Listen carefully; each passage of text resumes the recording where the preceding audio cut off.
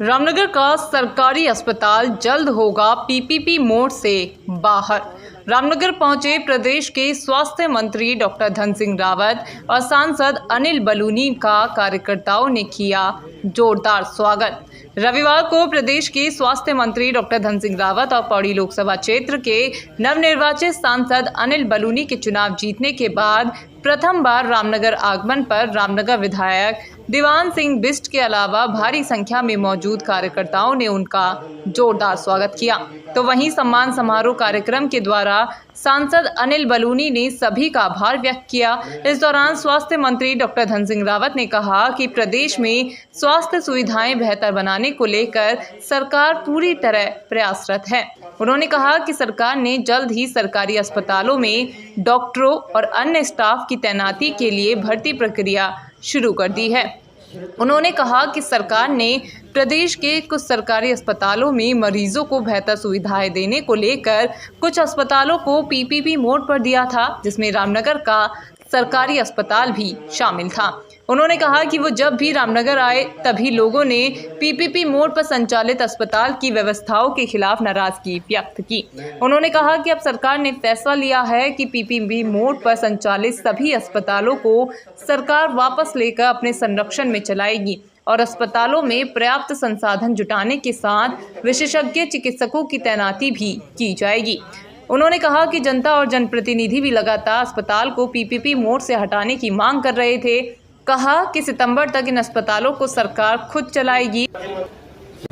देखिए, स्वास्थ्य सुविधाओं में जितना काम मोदी सरकार ने किया है, मुझे नहीं लगता है कि आज़ाद भारत में कभी इतना काम हुआ होगा।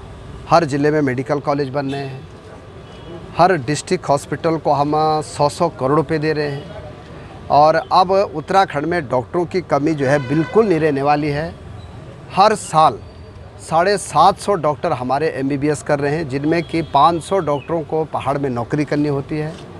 जहाँ तक पीपी मोड का सवाल है, रामनगर का हॉस्पिटल, इसको हवा जल्दी छुटकारा करके उसको राज्य सरकार संचालित करेगी। तो वहीं नवनिर्वाचित सांसद अनिल बलूनी ने कहा कि चुनाव के दौरान जनता से किए गए सभी वादे पूरे किए जाएंगे।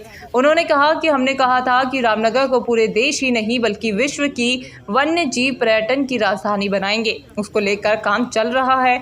उन्होंने कहा कि रामनगर में रेल सेवा बढ़ाने के साथ ही अन्य कनेक्टिविटी बढ़ाई जाएगी और जल्द ही रामनगर की जनता को इसका लाभ मिलेगा। तो वहीं बेरोजगार युवाओं के लिए रोजगार के अवसर भी प्रदान किए जाएंगे। साथ ही उन्होंने कहा कि रामनगर में बढ़ती नशे की प्रवृत्ति को लेकर स्थानीय विधायक दीवान सिंह बिष्ट, जिला एवं स्वास्थ्य मंत्री डॉक्टर धन सिंह रावत के साथ वो खुद जिला प्रशासन अधिकारियों के साथ वार्ता कर इस पर प्रभावी रूप से अंकुश लगाने के लिए अधिकारियों को निर्देशित करेंगे।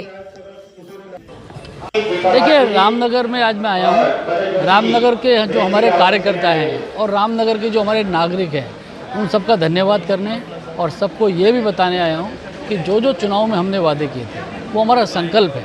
आने वाले समय में रामनगर और आसपास के क्षेत्र के जो करना है उसके लिए कागज़ तैयार कर रहे हैं। रामनगर को देश ही नहीं पूरे विश्व में वन्य जीव पर्यटन की राजधानी बनाना है और इसके लिए और इंफ्रास्ट्रक्चर, जो rail connectivity, road connectivity, air connectivity चाहिए, उसके लिए काम करेंगे। वन्य जीव के लिए जितना पर्यटन के लिए बढ़ावा हो सकता है उसके लिए काम करेंगे।